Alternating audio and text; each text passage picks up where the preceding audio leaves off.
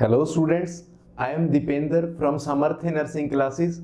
Today we are going to start a series of lectures on digestive system under medical surgical nursing. As we know that digestive system is an integral part of our body as well as it plays an important role in our examination also. It usually carry 10 to 15 questions in any kind of exam in nursing profession. जब बात आती है कि 10 से 15 questions एक exam के अंदर पूछे जाएंगे तो आप अंदाजा लगा लीजिए कि ये कितना इंपॉर्टेंट टॉपिक है आपके सिलेक्शन के लिए, क्योंकि आपको पता है कि अगर एक क्वेश्चन अगर आप सही कर देते हो तो आपकी जो रैंक है वो काफी ऊपर तक चली जाती है। और यहाँ पे तो बात हो रही है 10 से 15 क्वेश्चंस की, तो वहां पे मैसिव जो है वो वहां पे आपको फ्लक्चुएशन देखने को मिल सकता है आपकी जो सिलेक्शन की मेरिट है उसके अंदर।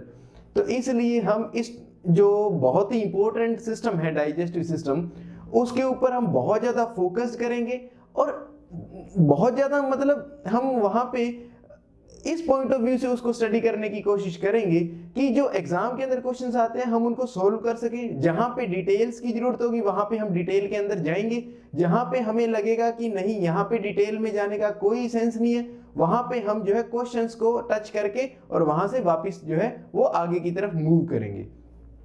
तो डाइजेस्टिव सिस्टम के ऊपर जब हम बात करते हैं तो इतना तो हम नर्सिंग प्रोफेशन के अंदर हैं और हम चाहे डिप्लोमा किया है चाहे हमने डिग्री की है तो हम जो है एक वेरी बेसिक नॉलेज जो है वो प्रोसेस करते हैं डाइजेस्टिव सिस्टम के बारे में। तो जब डाइजेस्टिव सिस्टम की बात होगी तो हमें पता है कि वहां पे जो फूड है उसका डाइजेशन वगैरह होगा। अगर हम थोड़ा सा और कहें तो वहां पे एब्जॉर्प्शन भी होगा। तो कुछ वहां पे टर्मिनोलॉजी है वो जो है कई एग्जाम्स के अंदर जो एग्जामिनर वहीं से एक आधा क्वेश्चन पुट कर लेता है तो हम उसको भी इंक्लूड करेंगे। तो हम अभी स्टार्ट करते हैं डाइजेस्टिव सिस्टम। तो आइए स्टार्ट करते हैं।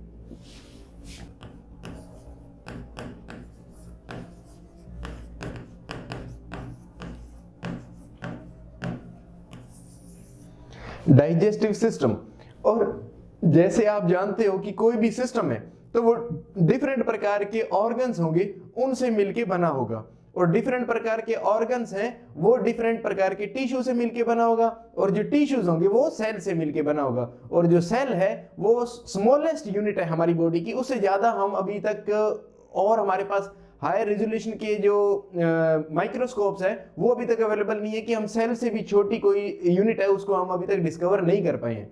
तो ये क्वेश्चन एक सिंपल सा यहीं से भी बनता है कि जो हमारी बॉडी की स्मॉलेस्ट जो स्ट्रक्चरल एंड फंक्शनल यूनिट है वो कौन सी है, तो वो है सेल। और डिफरेंट टाइप की जो सेल्स है वो मिलके एक टिश्यू बनाती है, और डिफरेंट टाइप्स के टिश्यू जो है वो मिलके ऑर्गन्स बनाते हैं या फिर ग्लैंड्स बनाती हैं। ग्लैंड्स क्या चीज है? Glands group of secretory cells है कि ऐसी सेल जो कुछ ना कुछ केमिकल का सिक्रीशन करेगी उनको हमने ग्लैंड्स बोल दिया, और बाकी ऑर्गन्स तो है ही। उसके बाद में डिफरेंट प्रकार के ऑर्गन्स और ग्लैंड्स मिलके एक सिस्टम बनाती है। इसी तरह हमने बात करें डाइजेस्टिव सिस्टम की, तो जब डाइजेस्टिव सिस्टम की बात है तो यहाँ पे सिस्टम है, इसका मतलब यहाँ पे डिफरेंट प्रकार के वहां पे ऑर्गन्स एंड ग्लैंड्स आपको देखने को मिलेगी। और digestive is related to digestion, तो यहाँ पे हमें डाइजेशन करने के लिए और कुछ और प्रोसीजर करने के लिए कुछ और बॉडी मैकेनिक्स यूज करेंगे, कुछ और हम वहां पे बॉडी प्रोसेस यूज करेंगे। उन सब से हम जो है वहां पे ले दे के मेन हमारा मकसद यहाँ पे रहेगा कि हम जो डाइजेशन करेंगे एब्जॉर्प्शन करेंगे उन सब से हमें क्या चाहिए, हमें वहां पे एनर्जी चाहिए। क्या चाहिए? एनर्जी। इसीलिए हम जब खाना खाते हैं तो वहां पे डिफरेंट टाइप्स के हम जो फूड एलिमेंट्स यूज करते हैं, वो फूड एलिमेंट्स हम क्यों खाने के लिए यूज कर रहे हैं? क्योंकि हमें उनसे क्या चाहिए? एनर्जी चाहिए। एनर्जी हमें किलो कैलोरीज के अंदर वहां पे मिलती है। तो अगर हम बात करें, अगर हम इसको प्रैक्टिकली सोचने की कोशिश करें या प्रैक्टिकली समझने की कोशिश करें अगर हम, तो हम देखें कि अगर हम जिस तरह आपने अभी लास्ट जो मील लिया, चाहे वो लंच लिया या आपने डिनर लिया, तो उसके अंदर आप यूजुअली हम जो है एक ही फूड पैटर्न है उसको हम यूज करते हैं। तो अगर आप देखिएगा कि हम वहां पे कौन कौन से जो फूड है वो यूजुअली वहां पे यूज करते हैं, तो अगर हम वेजिटेरियन डाइट की वहां पे बात करें तो हम वहां पे जिस तरह चपाती है,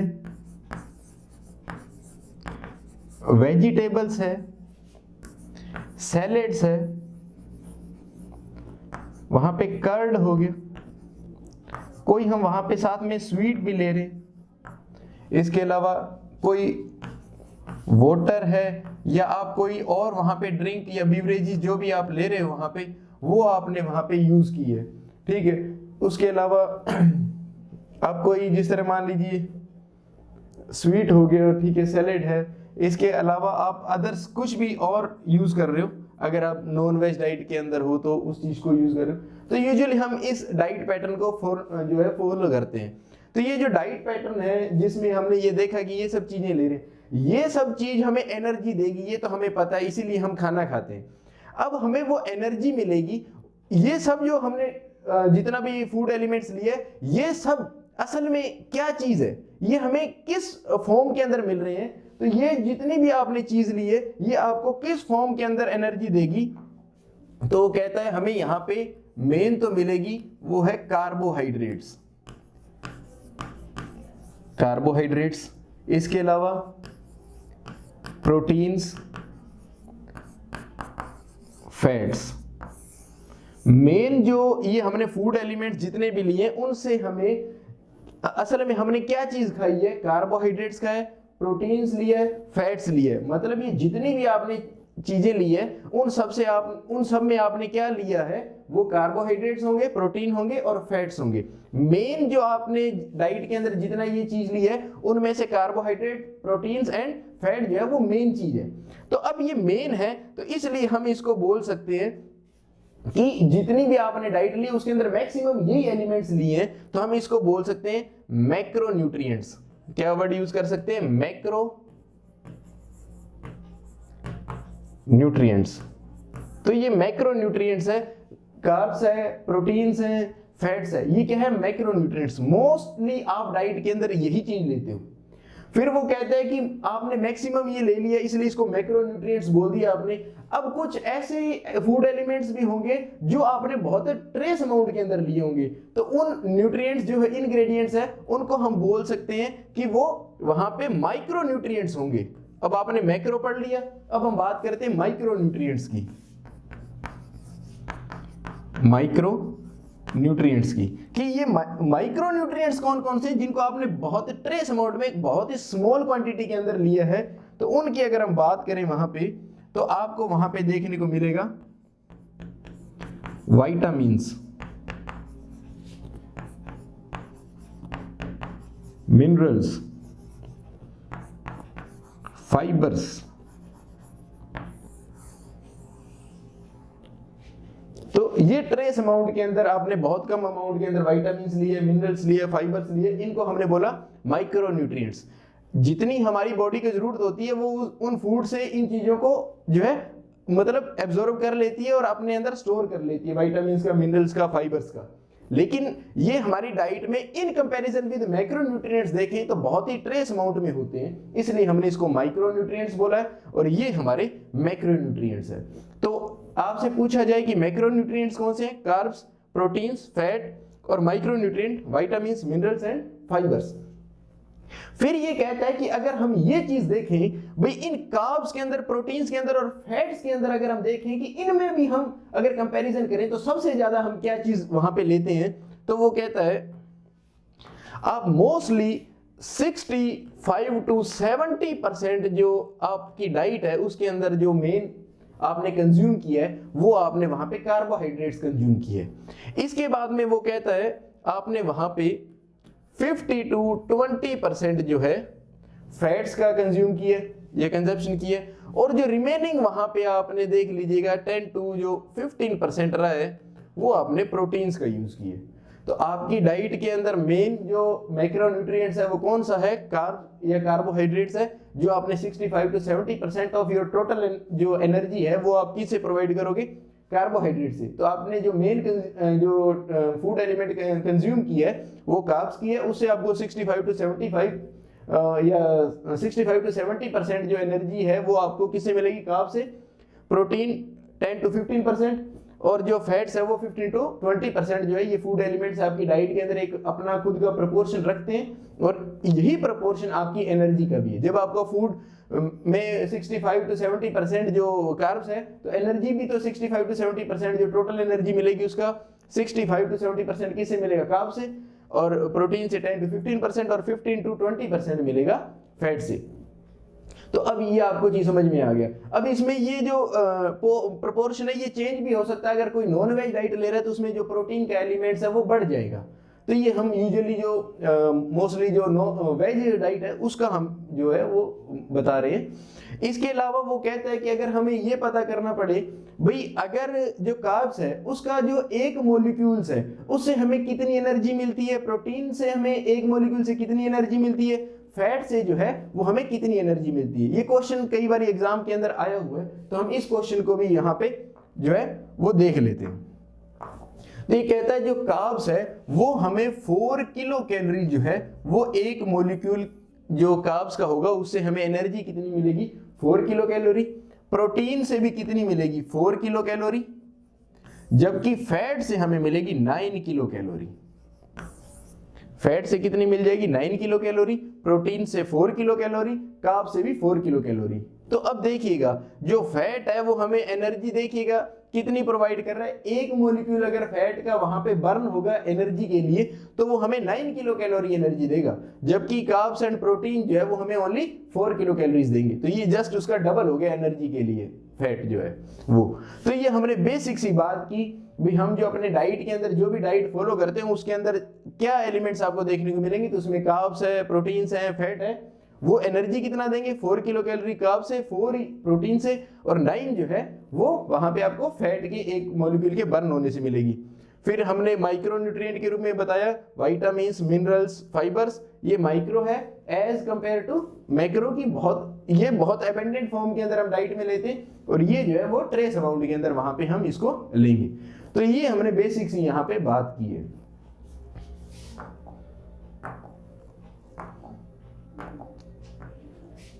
अब हम बात करें कि जो ये डाइजेस्टिव सिस्टम है इसमें हम कौन कौन सी टर्मिनोलॉजी को यूज करेंगे, कौन से टर्म हम यहां पे यूज करेंगे। तो ये कहता है फर्स्ट थिंग हम यूज करते हैं यहां पे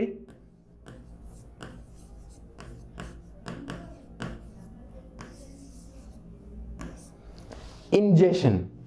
क्या वर्ड यूज करते हैं, इंजेशन। इंजेशन का मतलब है कोई भी फूड पार्टिकल्स या कोई फूड पार्टिकल्स नहीं भी है, कोई भी ऐसा सब्सटेंस जिसको आप माउथ के अंदर रखते हो, कोई भी फूड एलिमेंट्स, हम यहाँ पे डाइजेस्टिव सिस्टम की बात करें तो हम कोई फूड पार्टिकल्स की बात करें, भाई कोई भी फूड पार्टिकल या फूड स्टफ है उसको, फूड स्टफ जो है उसको आप माउथ के अंदर जो है वो पुट डाउन करते हो तो उसको हम बोलते हैं इंजेशन।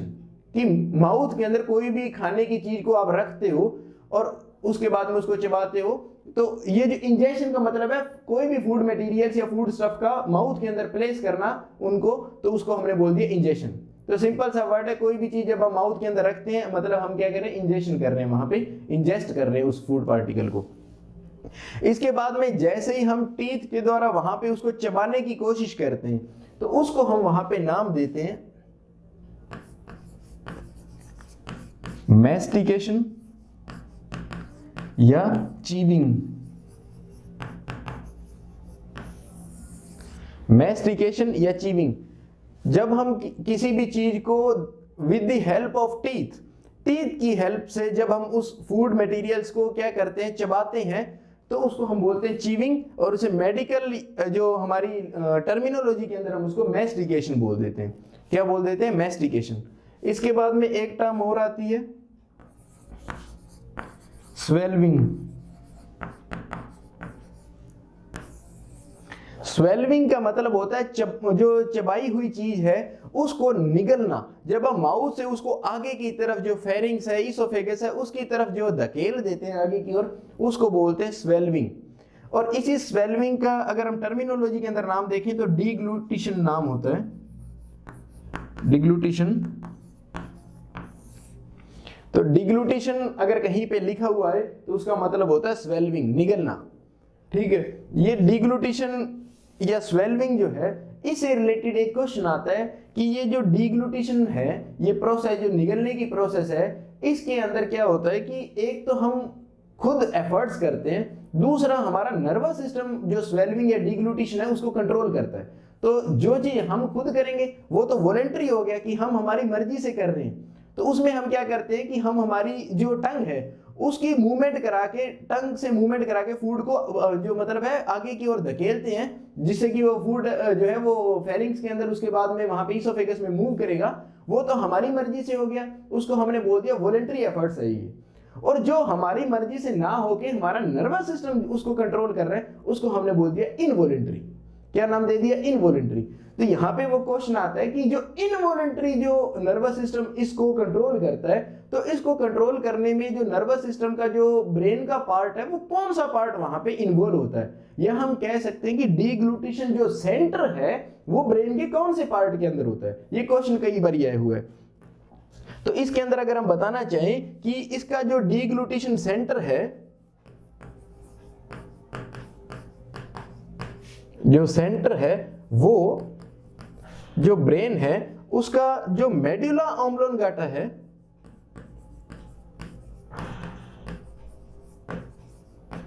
उसके अंदर होता है।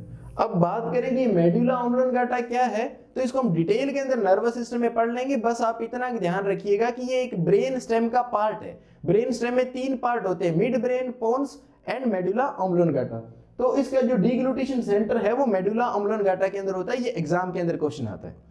लेकिन इसके अंदर मेडुला ऑब्लोंगाटा के साथ में जो लोअर पोर्शन ऑफ पोन्स है वो भी इंक्लूड होता है। अगर एग्जाम के अंदर मेडुला ऑब्लोंगाटा दे रखा है तो वो आपने सही करना है, लेकिन अगर मेडुला ऑब्लोंगाटा के साथ में लोअर पोर्शन ऑफ पोनस भी लिखा हुआ है तो वो आपका एग्जैक्ट जो है आंसर होगा। यूजुअली वो मेडुला ऑब्लोंगाटा तक ही रुक जाता है वो पूछने के लिए, लेकिन अगर वो वहां पे इसमें इंक्लूड कर देता है कि lower portion of पोन्स,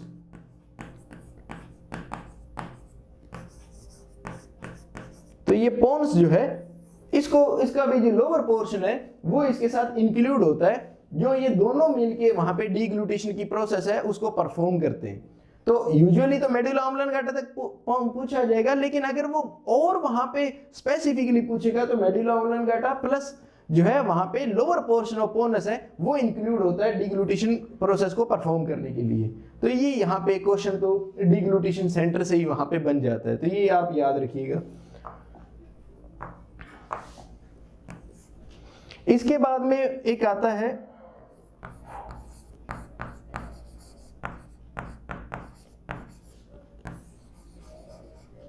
propulsion. Propulsion का मतलब होता है किसी चीज को प्रोपल करना, आगे की ओर धकेलना, उसको मतलब आगे की तरफ मूव कराना, उसको हम बोलते हैं प्रोपल्शन। प्रोपल्शन को अगर हम देखें तो ये क्या है? फॉरवर्ड मूवमेंट है। किसकी? फूड स्टफ की। तो हम इसको कह सकते हैं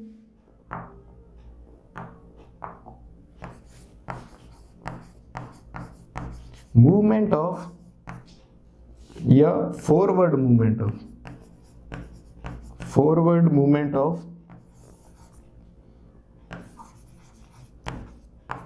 फूड स्टफ। फूड स्टफ की जो है फॉरवर्ड मूवमेंट है उसको हम बोलते हैं प्रोपल्शन। क्या वर्ड यूज करते हैं? प्रोपल्शन। फिर एक वर्ड आता है चर्निंग।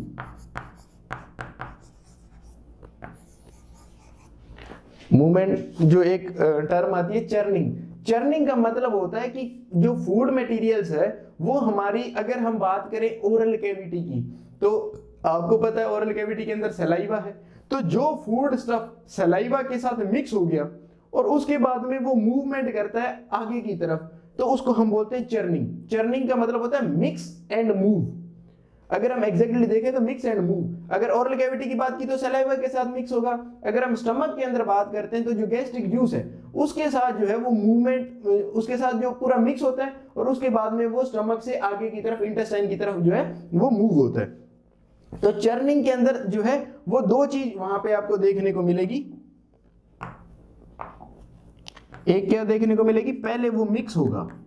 मिक्स किसके साथ होगा? वहां पे जो भी फ्लूइड होगा, चाहे वो सलाइवा है, चाहे वो गैस्ट्रिक जूस है, अगर इंटेस्टाइन के अंदर होगा तो वो इंटेस्टाइनल जूसेस के साथ, तो ये मिक्स होगा और उसके साथ साथ वो आगे की तरफ मूव करेगा, उसको हम बोलते हैं चर्निंग।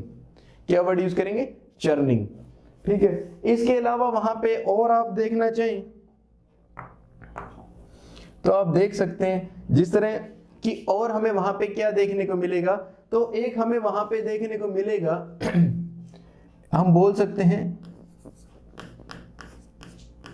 बाइट। बाइट यूजुअली आपको पता है जो टीथ है वो कट करते हैं किसी भी चीज को, तो उसे जो है हमने बाइट बोल दिया। एक ग्राइंड, ग्राइंड का मतलब वैसे तो पीसना होता है किसी चीज को बिल्कुल पाउडर फॉर्म के अंदर, लेकिन यहाँ पे है कि टीथ जो है वो जो हमारे फूड स्टफ है उसको पहले तो बाइट करते हैं, उसके बाद में धीरे धीरे उसको चबाते हैं, तो लास्ट में वो जो है एक सेमी सॉलिड जो मतलब हम कह सकते हैं कि जो सॉलिड फूड लिया था वो सेमी सॉलिड जो है स्टेट के अंदर आ जाता है। तो इसका मतलब जो हमारे टीथ ने उसको ग्राइंड कर दिया, मतलब उसको सलाइवा के साथ मिक्स करके सेमी सॉलिड बना देता है, तो हम उसको बोल सकते हैं कि वहां पे ग्राइंड कर दिया टीथ ने।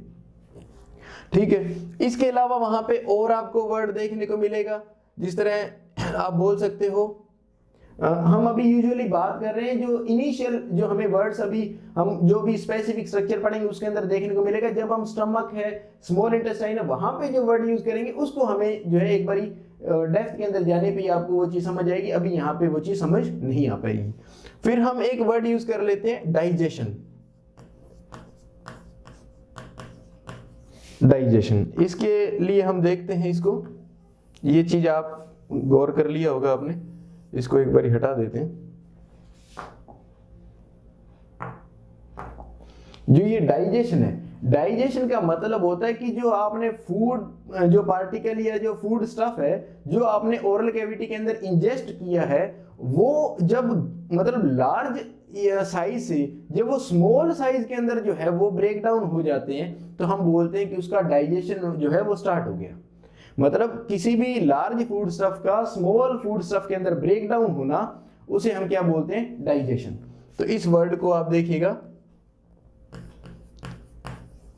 ब्रेकडाउन ऑफ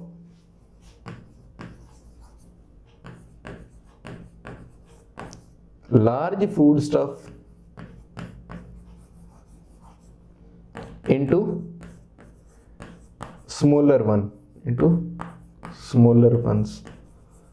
मतलब जो बड़े फूड मटेरियल्स या फूड स्टफ है उनका जो है इसके अंदर स्मॉलर के अंदर ब्रेक डाउन हो जाना, उसको हम बोलते हैं डाइजेशन। क्या बोलते हैं? डाइजेशन।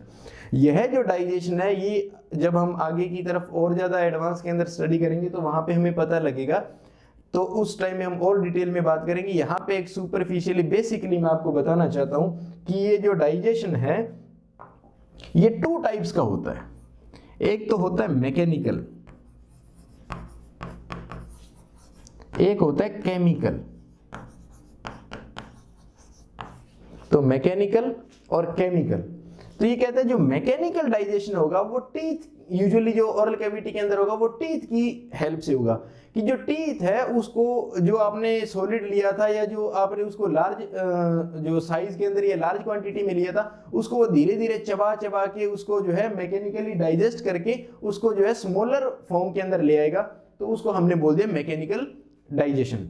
केमिकल डाइजेशन क्या होता है? केमिकल डाइजेशन के अंदर आप जितने भी जूसेस वहां पे आगे पढ़ेंगे, जितने भी एंजाइम्स वहां पे पढ़ेंगे, जितने भी हार्मोन्स आप पढ़ेंगे, उसके अलावा जो वहां पे वाटर होगा, उन सब से जो हाइड्रोलाइसिस जो प्रोसेस होता है उससे आप उसको जो है लार्ज जो फूड स्टफ को जो स्मॉल के अंदर तोड़ते हो with the help of any chemicals. Example कि जिस तरह वहां पे कोई भी हार्मोन्स हैं, कोई एंजाइम्स हैं, जिस तरह आप पेप्सिन का नाम लीजिए, ट्रिप्सिन है, काइमोट्रिप्सिन है, उसके अलावा जितने भी वहां पे इंटेस्टाइनल जूसेस हैं, गैस्ट्रिक जूसेस हैं, पैनक्रिएटिक एंजाइम्स हैं, वो सब जितने भी एंजाइम्स हैं और जितने भी हार्मोन्स हैं और जितने भी बॉडी फ्लूइड्स हैं, उनसे अगर लार्ज जो पार्टिकल्स का स्मॉलर के अंदर जो ब्रेकडाउन होता है तो उसको हम बोलते हैं केमिकल डाइजेशन।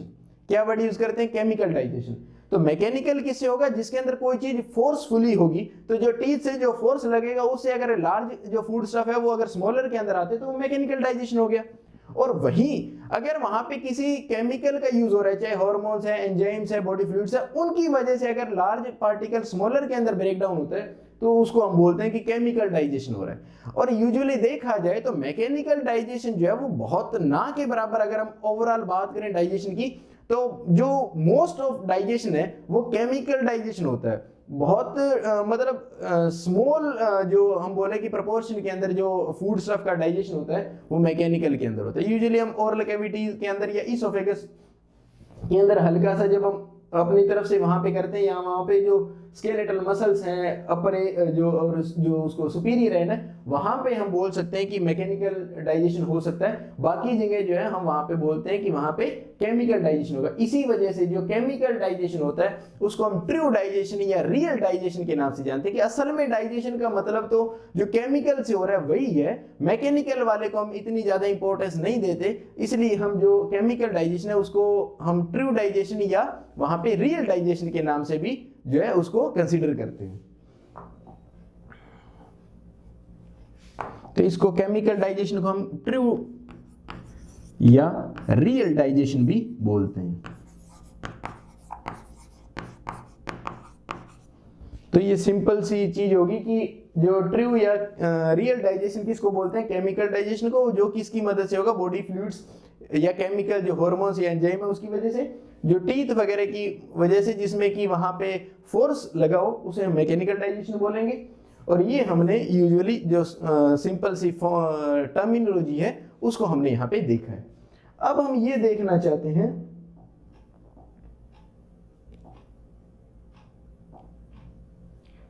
कि जो डाइजेस्टिव सिस्टम है वो डिफरेंट डाइजेस्टिव ऑर्गन से मिलके बना है, तो इस डाइजेस्टिव सिस्टम में कौन कौन से ऑर्गन वहां पे इंक्लूड है। तो अब आप देखिएगा, फर्स्ट वन अगर हम बात करें तो वहां पे आप देखिएगा ओरल कैविटी,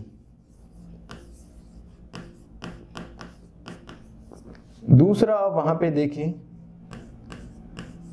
तो फेरिंग्स, तीसरा आप देखें ईसोफेगस, चौथा आप वहां पे देखें स्टमक, पांचवा वहां पे आप देखें तो इंटेस्टाइन, और इंटेस्टाइन को भी आगे आप दो में डिवाइड कर दें तो स्मॉल इंटेस्टाइन और लार्ज इंटेस्टाइन, और उसके बाद में आता है वहां पे जो है एनस। ये आपने जो है डाइजेस्टिव जो ऑर्गन्स हैं या एब्डोमिनल कैविटी के अंदर जो डाइजेस्टिव ऑर्गन्स हैं उनके बारे में आपने बात की है। Oral cavity, pharynx, oesophagus, stomach, intestine जिसमें स्मॉल एंड लार्ज है, उसके अलावा एनस।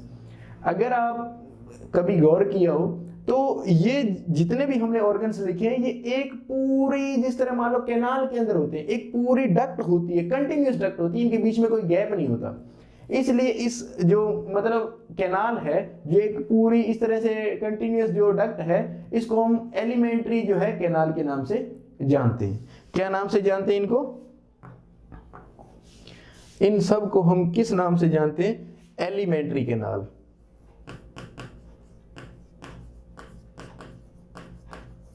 एलिमेंट्री कैनाल, ठीक है, एक चीज। दूसरी चीज अगर हम कहें तो असल में ये जो मेन ऑर्गन्स हैं हमारे डाइजेस्टिव ऑर्गन्स, ये मेन है, इनका मूल जो काम है, जो इनका मेन काम है वो डाइजेशन है या डाइजेशन एंड एब्जॉर्प्शन है। तो ये जो हमारे डाइजेस्टिव सिस्टम के मेन ऑर्गन्स हैं, ये क्या है? मेन या प्राइमरी ऑर्गन्स हैं। तो इनको हम एक और नाम से भी जानते हैं कि ये मेन या प्राइमरी ऑर्गन है। ये कौन से ऑर्गन हो गए? मेन ऑर्गन हो गए या प्राइमरी ऑर्गन्स हो गए। और इनको हम कंटिन्यूअस है, ये कैनाल के रूप में, इसलिए इसको एलिमेंट्री कैनाल बोलते हैं।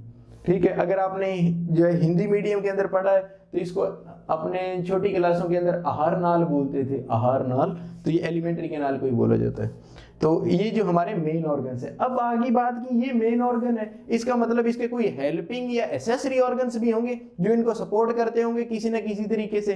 तो जब हमने यहाँ पे मेन लिखा है तो ऑफ कोर्स यहाँ पे एसेसरी भी होंगे। तो जब हम देखेंगे यहाँ पे कौन कौन से एसेसरी ऑर्गन है, तो हम देखिएगा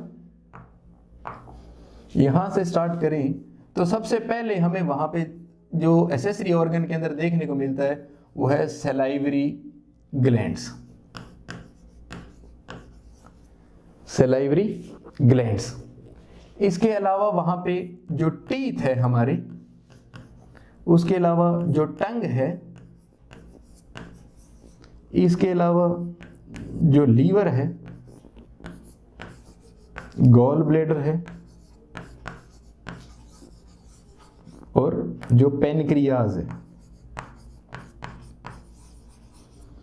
ये हमारे एसेसरी ऑर्गन है। इसका मतलब इनका मेन काम डाइजेशन ही नहीं है, इनके और भी काम है, लेकिन ये इनडायरेक्टली या आप बोल सकते हो कि ये एज ए सपोर्टिव रोल के अंदर होते हैं। जब इन जितने भी मेन ऑर्गन है इनको सपोर्ट करने के लिए जो है ये ऑर्गन जो है अपना फंक्शन परफॉर्म करते हैं, जिनसे कि इफेक्टिवली या एफिशिएंटली जो है वहां पे फूड स्टफ है उसका डाइजेशन एंड एब्जॉर्प्शन वहां पे देखने को मिलता है। तो ये जितने भी आपने देखे ये मेन जो एब्डोमिनल ऑर्गन्स हो गए या डाइजेस्टिव ऑर्गन्स हो गए, और ये जो है एसेसरी या सपोर्टिंग जो ऑर्गन्स हैं उनमें सलाइवरी ग्लैंड्स है, टीथ है, टंग है, लीवर है, गॉल ब्लैडर है एंड पेनक्रियास। ठीक है, ये आपने यहाँ पे देख लिए कि ये है। अब हम अगर बात करें कि ये जो ऑर्गन्स हैं, जो जीआईटी के ऑर्गन हैं या गैस्ट्रोइंटेस्टाइनल सिस्टम के जो ऑर्गन्स हैं, ये कहाँ पे लोकेट करते होंगे हमारी बॉडी के अंदर? भाई हमारी बॉडी में ये आपको कहाँ पे देखने को मिलेंगे, कौन सी कैविटी के अंदर देखने को मिलेंगे? तो हम यूजुअली बोलते हैं कि ये हमें एब्डोमिनल कैविटी के अंदर देखने को मिलते हैं। तो अब बात आती है कि ये एब्डोमिनल कैविटी कहाँ पे होती है, इनके इस कैविटी के ऊपर वाली साइड क्या होता है, नीचे वाली साइड क्या होता है, ये कैविटी असल में जो है वो हमारी बॉडी में कहाँ लोकेट है। हमें ये तो पता लगे कि ये एब्डोमिनल कैविटी में होंगे, इसलिए हम इनको एब्डोमिनल ऑर्गन्स भी बोल देंगे। ठीक है, तो ये एब्डोमिनल कैविटी कहाँ पे है? तो अब हम देखते हैं कि एब्डोमिनल कैविटी में कौन कौन से जो ऑर्गन है वो एब्डोमिनल कैविटी के अंदर है, कौन से हैं वो दूसरी कैविटी के अंदर है। तो हमें ये सब पता लगाना पड़ेगा कि कौन से ऑर्गन कौन सी कैविटी के अंदर वहां पे लोकेट करते हैं। तो अब हम देखते हैं इसको डायग्राम की मदद से कि जो है कौन से ऑर्गन कौन सी कैविटी के अंदर जो है वो पोजीशन पोसेस करते हैं अपनी। तो अब इस डायग्राम के अंदर हम देखते हैं कि जो एब्डोमिनल कैविटी है वो कहाँ पे लाई करती है।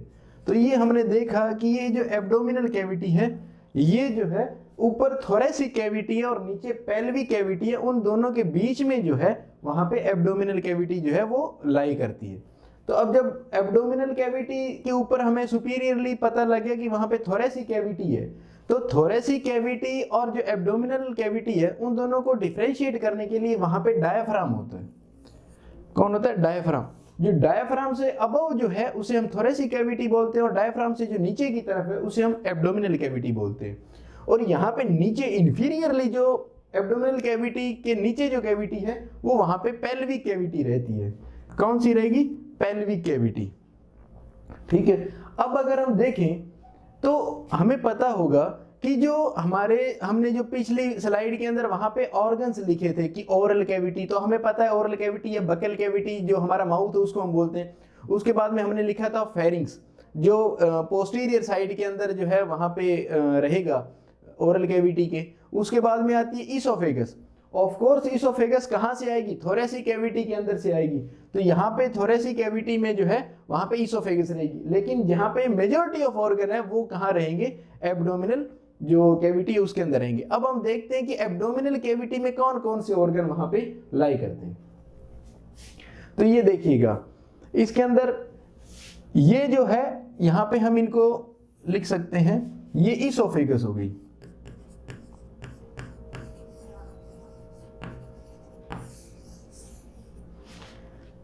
ये जिस तरह है ये स्टमक है, ये हमने यहां पे लिखा है ये स्टमक है। इसके बाद में ये जो ड्यूडेनम, जेजुनम और इलियम लिखा है ये स्मॉल इंटेस्टाइन के पार्ट है। और इसके बाद देखिएगा यहाँ पे मैं इसको अगर मान लो यहाँ पे जो रेड कलर के अंदर अगर आपको दिखाऊं तो ये जो बाहर ये वाली जो कवरिंग है ये वाली ये जो रेड कलर के अंदर ये लार्ज इंटेस्टाइन है। ये क्या है? लार्ज इंटेस्टाइन, जिसने क्या कर रखा है कि जो स्मॉल इंटेस्टाइन है उसको कवर करके रखा हुआ है। तो ये जो है ये लार्ज इंटेस्टाइन होगी, इसी को हम कोलन बोलते हैं।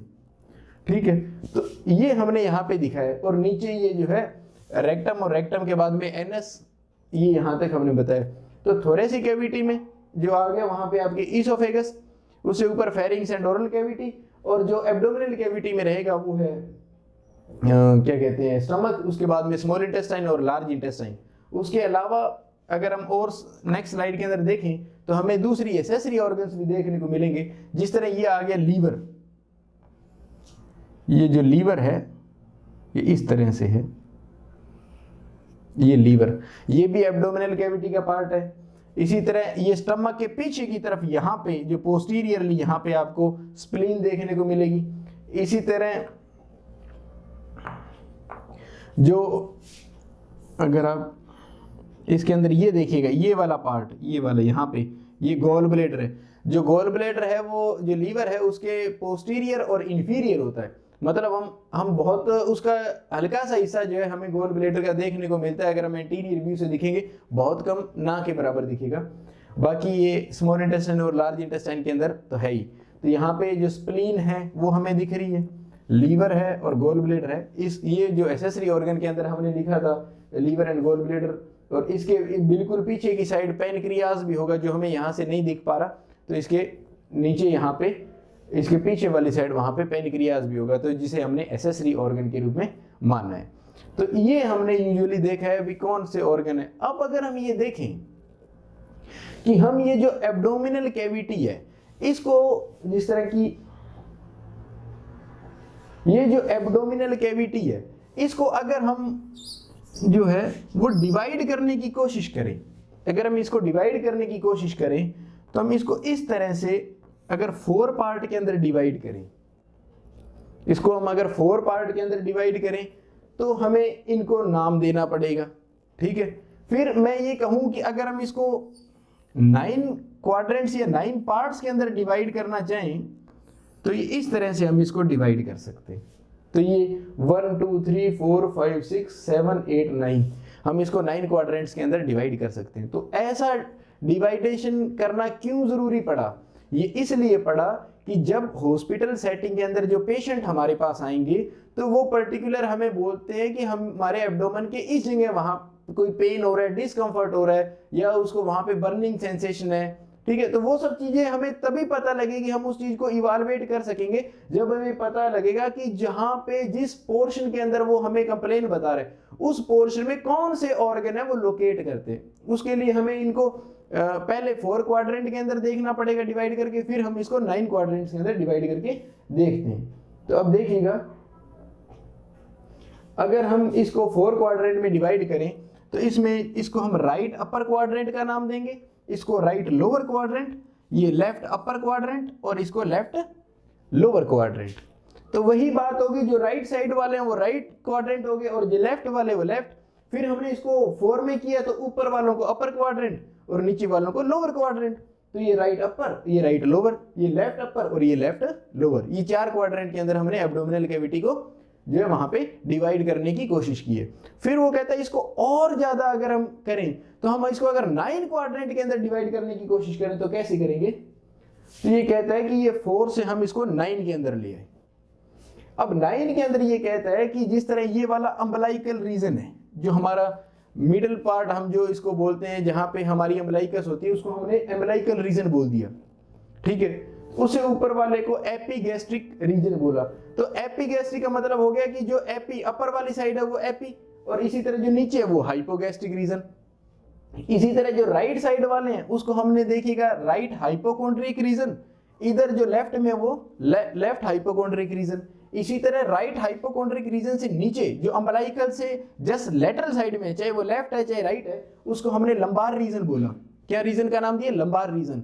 तो जो राइट साइड में लंबार रीजन है वो राइट लंबार रीजन, जो लेफ्ट में है वो लेफ्ट। इसी तरह जो हाइपोगैस्ट्रिक रीजन है उससे अगर हम बात करें कि उनके दोनों तरफ अगर हम लेटरल साइड में देखें तो उसे हम इलियक रीजन या इसको इनग्वाइनल रीजन भी बोला जाता है। इलियक रीजन या इनग्वाइनल रीजन। तो जो राइट साइड में वो राइट इलियक रीजन और जो लेफ्ट साइड में वो लेफ्ट इलियक रीजन जो है हमने वहां पे उसको नोमेनक्लेचर दिया है। तो ये इस तरह से हमने इसको 9 पार्ट्स के अंदर डिवाइड किया है। देखिएगा दोबारा, अम्बलाइकस जो है जहां पे हमारा अम्बलाइकस है उसको हमने अम्बलाइकल रीजन, उससे जस्ट ऊपर है वो एपीगैस्ट्रिक रीजन, उससे नीचे हाइपोगैस्ट्रिक रीजन, और उसके जो एपीगैस्ट्रिक के लेटरल साइड में जो है वो राइट साइड में राइट हाइपोकोंड्रिक और लेफ्ट साइड में लेफ्ट हाइपोकोंड्रिक, और उससे नीचे राइट लंबार राइट इलियक, वहां पे लेफ्ट लंबार, यहाँ पे लेफ्ट इलियक रीजन या लेफ्ट इनग्वाइनल रीजन या राइट इनग्वाइनल रीजन। तो हमने ये इस तरह से 9 जो इसको क्वाड्रेंट के अंदर है वो डिवाइड किए। ये डिवाइड इसलिए किया है कि जब हमें ये पता लगे कि कोई पेशेंट राइट हाइपोकोंड्रिक रीजन के अंदर अगर वो हमें डिस्कम्फर्ट बता रहे हैं तो हमें पता होना चाहिए कि राइट हाइपोकोंड्रिक रीजन जो है वो ऑक्यूपाई कौन सा ऑर्गन करता है। अगर वो हमें लेफ्ट लंबार रीजन बता रहा है कि मेरे को लेफ्ट लंबार रीजन के अंदर जो हाथ लगा के बता रहा है कि मेरे को इस एरिया के अंदर पेन हो रहा है, तो हमें पता होना चाहिए कि ये कौन सा एरिया है, लेफ्ट लंबार रीजन, इसमें कौन सा ऑर्गन जो है वो लोकेट करता है, तो हमें पता लग जाएगा कि उस ऑर्गन के अंदर वहां पे कोई डिस्टर्बेंस देखने को मिल रही है। इसी तरह अगर उसको हम वाइडली करें तो 4 पार्ट्स में करते हैं, तो राइट अपर, राइट लोअर और लेफ्ट अपर और लेफ्ट लोअर, इस तरह से हमने किया। अब हम जितने भी ऑर्गन पढ़ेंगे अगर जो एब्डोमिनल कैविटी में, हम उनकी लोकेशन देखेंगे जिससे हमें ये पता लगेगा कि कौन सा ऑर्गन जो है वो कौन से एरिया को ऑक्यूपाई वहां पे करता है।